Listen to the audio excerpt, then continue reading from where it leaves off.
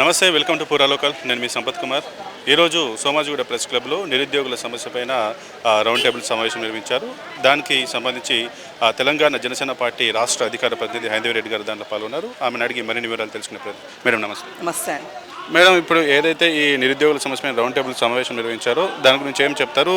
ఎందుకు తెలంగాణ రాష్ట్రం ఉన్న ప్రభుత్వం ఎందుకు నిరుద్యోగులను చిన్న చూపు చూస్తుంది?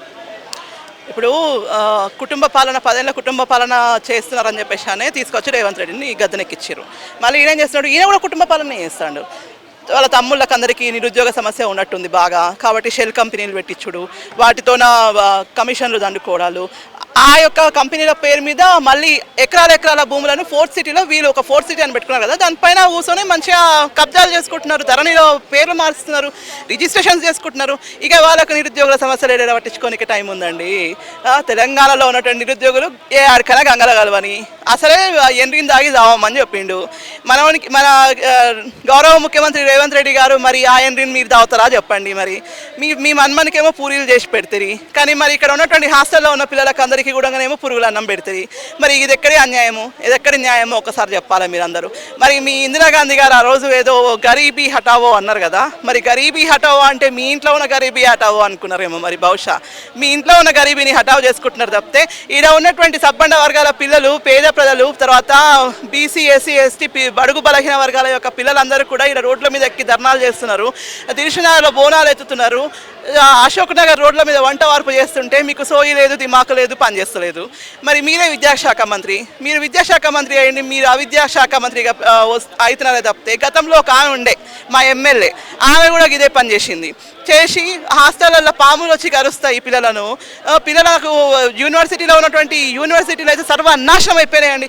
12 ఏళ్ళ యొక్క కేసీఆర్ అండ్ కాంగ్రెస్ ప్రభుత్వం రెండు కలిపి చేసినటువంటి ఘనకార్యం ఏదైనా ఉంది అని అంటే విద్యాశాఖకు అతి తక్కువ నిధులను కేటాయించడము, ఇక్కడ ఉన్నటువంటి విద్యార్థులందరినీ కేవలం ఓటు బ్యాంకుగా వినియోగించుకొని ఆ ఓటు బ్యాంకుతోనే మీరు గద్దెనెక్కుతున్నారని చెప్తే విద్యార్థులకు ఏ రోజు మీరు న్యాయం చేయలేదు.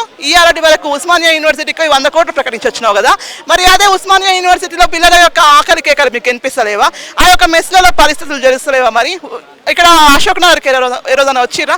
రాహుల్ గాంధీ గారు అశోక్ నగర్కి వచ్చిపోయారు, ఇవాళ వరకు ఎందుకు రాలే? సెంట్రల్ యూనివర్సిటీలో ఉన్నటువంటి భూముల మీద మీకు కన్ను పడుతుంది, కానీ మేము ఇక్కడ ఉన్నటువంటి విద్యార్థుల మీద మీకు సోయి ఉండదు. మీకు 4వ సిటీ కావాలి, హైదరాబాద్ వదిలిపెట్టేసిర్రు, నా 4th సిటీ కావాలని చెప్పేసి కట్టుకుంటున్నటువంటి మీరు ఇక్కడ ఉన్నటువంటి పిల్లలకు 3 పూటల భోజనం పెట్టేటటువంటి కర్మ మీకు పట్టలేదు. ఇందాకనే వచ్చిండు ఒక పెద్ద మనిషి కోదండ రామరెడ్డి, ఆయన తెలంగాణలో జేఏసీకి చైర్మన్ ఉండే, ఆయన ఏదో చేస్తాడు మేధావి, ఆయన వల్ల ఏదో ఒరుగుతుంది అని చెప్పేసి మేము అనుకున్నాము. కనుక్కొని ఆ రోజు ఏమనుకున్నాం, జేఏసీ తరపు నుంచి అన్ని పార్టీలు, అన్ని విద్యార్థి సంఘాలన్నీ కూడా సపోర్ట్ చేయడం జరిగింది. మరి ఇవాళ కోదండరామరెడ్డి గారు ఏం చేస్తున్నారు? మీ యొక్క స్వార్థం కోసం మీకు ఈ యొక్క 65 ఏళ్లలో మీకు ఎమ్మెల్సీ పదవి కావాల్సి వచ్చింది. దానికోసం ఎమ్మెల్సీ పదవిని ఆపితే మీరు సుప్రీంకోర్టుకు పోయి ఆర్డర్ తెచ్చుకొని మరి ఎమ్మెల్సీ పదవి తీసుకుంటారు. మరి ఈడ ఉన్నటువంటి పోలీస్ రిక్రూట్మెంట్ చేసినటువంటి పోరగాళ్ళకి అందరికీ 32 ఏళ్ళకి వాళ్ళ పోలీసులు కొలువులు కావాలి అని అంటే దాని వయోపరిమితి పెంచండి. మరి అంటే అర్హత లేదంట, ఫిట్నెస్ లేదంట. మరి నీకేం ఫిట్నెస్ ఉందని చెప్పేసి ఎమ్మెల్సీ పదవి కావాలి మీకు? మరి ఇక్కడ ఉన్నటువంటి రాజకీయ నాయకులు 65 ఏళ్ళు 70 ఏళ్ళు వచ్చినాక కూడా సచ్చే వరకు మాకు పార్టీలలో పోస్టులు ఉండాలి, లేకపోతే మేము ఆ పదవిలో ఉన్నప్పుడే చచ్చిపోవాలని చెప్పేసి కోరుకున్నటువంటి మీరు ఇవాళ తెలంగాణలో ఉన్నటువంటి విద్యార్థుల యొక్క ఆకలి కోసం మీకు వినిపిస్తలేదా? తెలంగాణలో ఉన్నటువంటి నిరుద్యోగుల యొక్క పరిస్థితి మీకు గుర్తుకొస్తలేదా? మీ కళ్ళ ముందర కనిపిస్తూ ఉంది, కానీ కళ్ళను మీరు ఇగ్నోర్ చేసి వెళ్ళిపోతున్నారు. కాబట్టి ఇవాళ తెలంగాణలో ఉన్నటువంటి సబ్బండ వర్గాల యొక్క పిల్లలు జేఏసీ ఏర్పాటు చేసుకొని నిరుద్యోగ జేఏసీ తరపు నుంచి మమ్మల్ని ఇక్కడికి ఆహ్వానించడం జరిగింది. ఒక ప్రతినిధిగా కాకుండా ఒక ఉద్యమకారినిగా, ప్రతినిధి రాజకీయ పార్టీలో ఉన్న జనసేన ప్రతినిధిగా నేను ఇక్కడికి రావడం జరిగింది. అదేవిధంగా ఒక గతంలో నేను కూడా ఒక ఉద్యమకారిని కాబట్టి ఇవాళ తెలంగాణ ఎందుకోసం సాధించుకున్నామన్న క్లారిటీ నాకు ఉంది. కాబట్టి ఇక్కడ నేను వచ్చి పిల్లలకు అందరికీ సపోర్ట్ చేయడం జరిగింది. రానున్న రోజుల్లో కూడా జనసేన తరపు నుంచి పూర్తి స్థాయిలో విద్యార్థులకు, నిరుద్యోగులకు, సబ్బండ వర్గాలకు మేము సపోర్ట్గా ఉంటాము, మేము అండగా నిలుస్తాము. మా యొక్క పవన్ కళ్యాణ్ గారి యొక్క నాయకత్వంలో, రామ్ తలూరి గారి యొక్క మార్గదర్శనంలో, అదేవిధంగా శంకర్ గౌడ్ గారి యొక్క ఆదేశాల మేరకు ఖచ్చితంగా మేము తెలంగాణలో గ్రౌండ్లో మాత్రం 100% దిగుతున్నాము.